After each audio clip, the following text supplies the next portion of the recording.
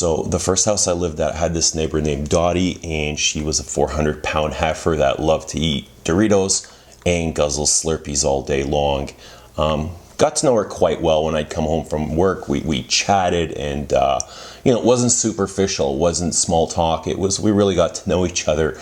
But the thing is, Dottie had these two cats that were always shitting on my lawn, and I couldn't stand it. So after a while, I brought it up, and I told her what the problem was, and she said she'd take care of it. 6 months later, these things are still shitting on my lawn, and it really irritated me. So I came home from work, grabbed this shovel out of my garage, and I scooped all this shit up, and I flung it onto her front porch. Needless to say, it was the last time she spoke to me. I don't give a fuck, when I'm passionate about something, when something's bothering me, I'm gonna spill it, I'm gonna say, and nothing's gonna shut me up. And I think today we're gonna be flinging some more shit. Kind of dropped the YSLY video. A lot of you guys have seen. I've already lost some subs. Not a big deal, I do have my followers. The Whack Pack, who've kind of got, the same view on fragrances as myself. Very traditional. I don't like what's going on with a lot of today's perfumes, a lot of the gimmicks. I'm not into that stuff. I do like my perfumes traditional. So I am going on a perfume buying strike for several reasons. We're going to get into that. So yeah, I'm just not into these mainstream, generic, disgusting. Actually, it's not disgusting. As a noob, somebody just getting into fragrances, I think Y is a good fragrance, to smell clean and fresh. But as an enthusiast, it's got nothing to offer. You cannot tell me as a enthusiast with hundreds and hundreds and hundreds of bottles that it's a good fragrance, because it's not. It's bloody horrible.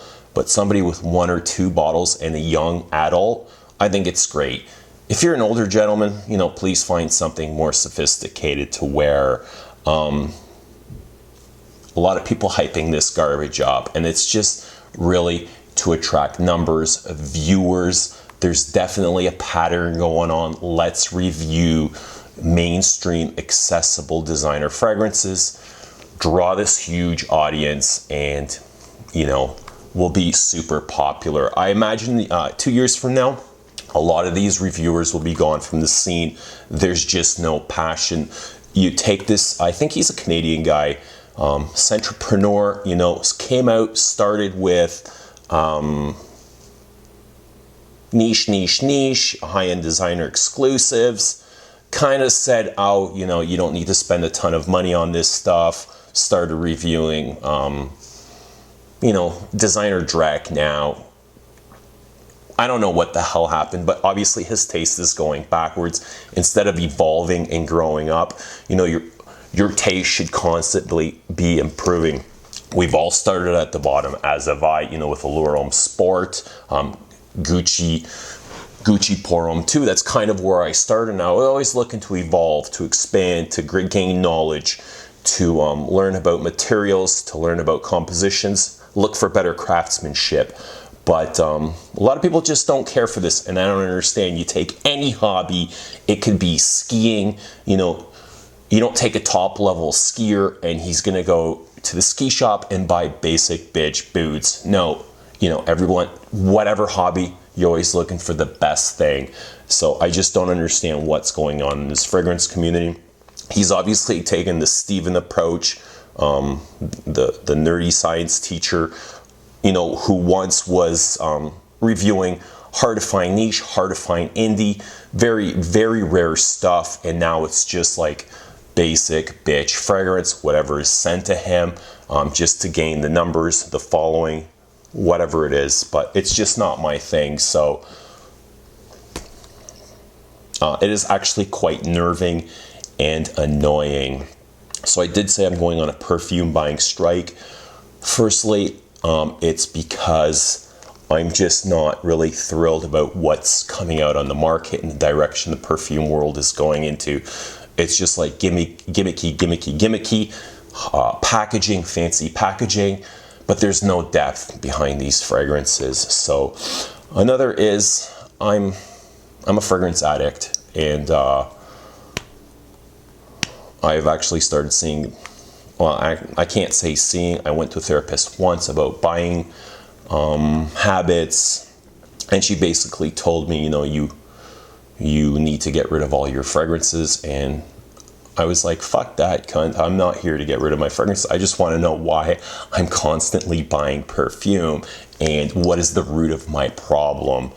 So I never really mentioned that to you. The only person I really spoke about that was with my wife and Christo. They all have their own thoughts, but we might get into this at another time, as I'm sure a lot of other people might have the same issue as me. There's nothing definitely wrong with collecting. Collecting's been a huge part of my life and an inspiration, but also a lot of downfalls.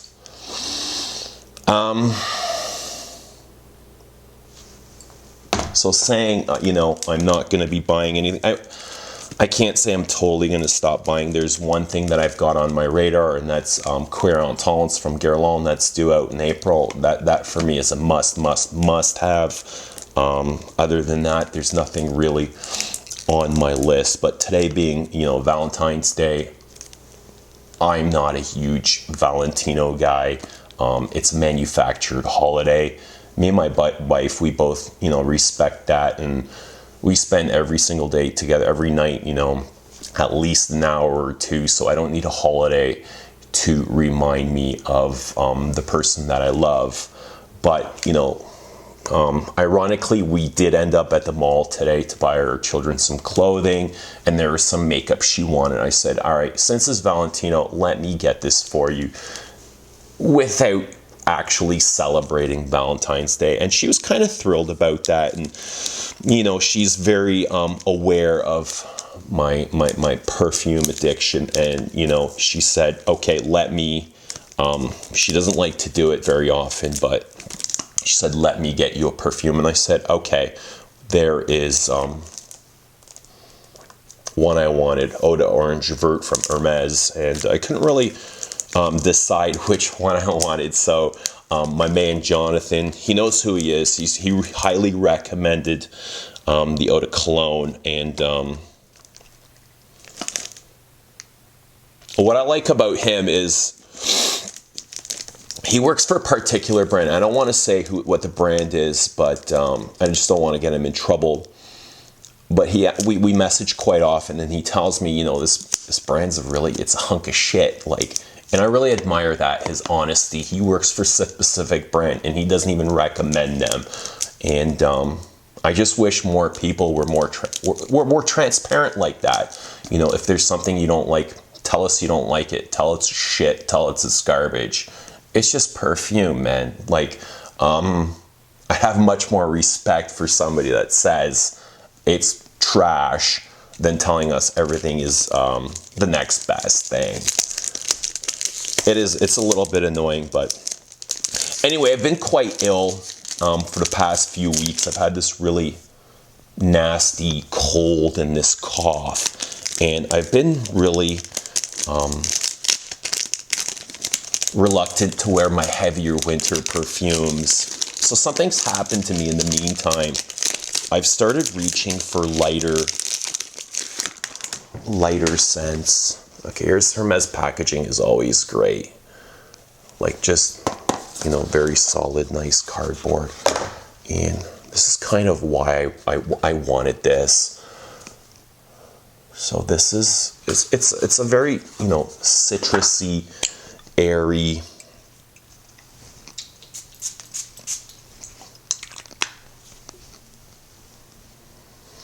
like the name says, orange. I specifically wanted the Eau de Cologne, the lighter one. The concentrate is a little bit heavier.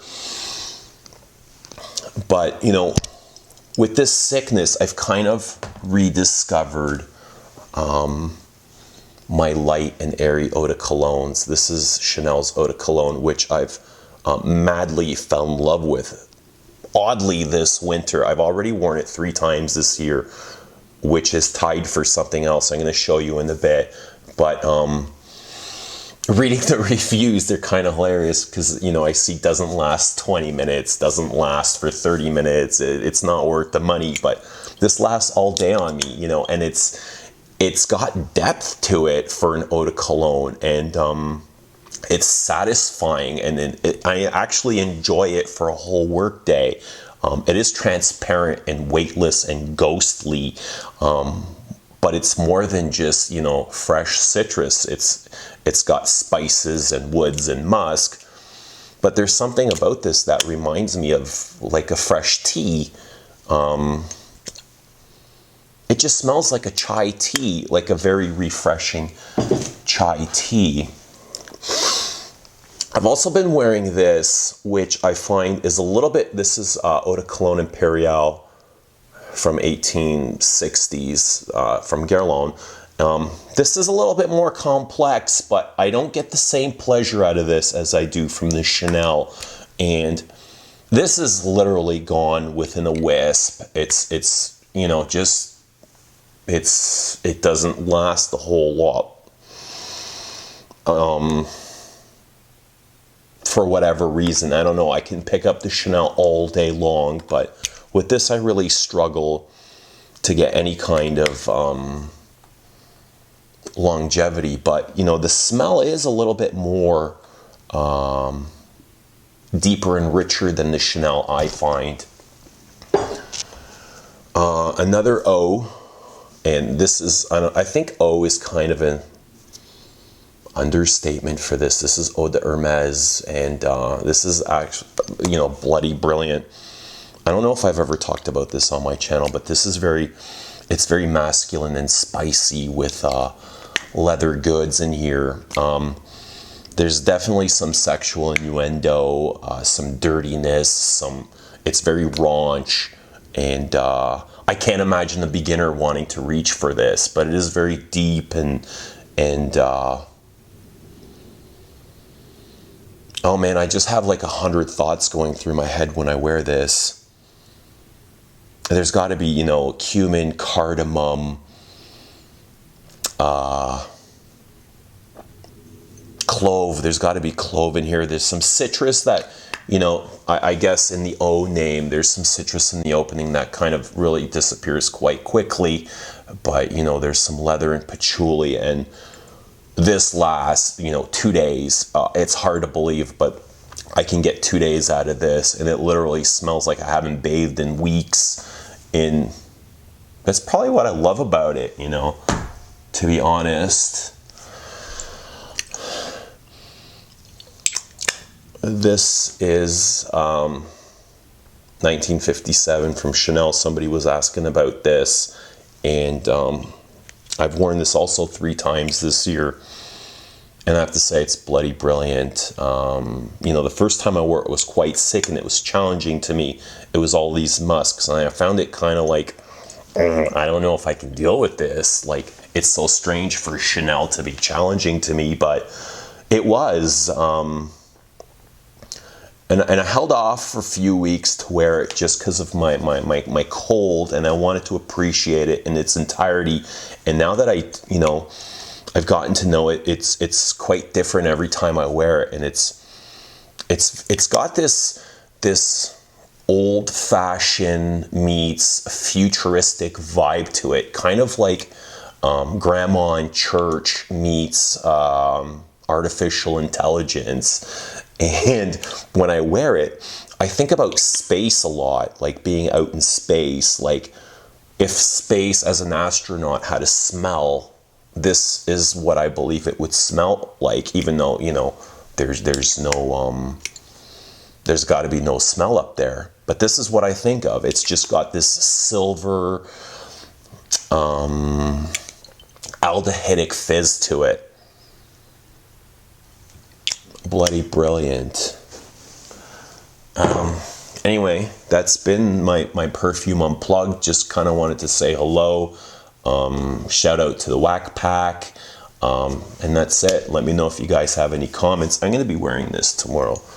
I can't wait to get to know Eau de Orange Verte. And this is just totally what I'm into right now. I've even though I'm starting to feel better, I'm just still very reluctant to reach for my patchouli 24s and Tuscan leathers and the heavier things that I often enjoy in the winter time.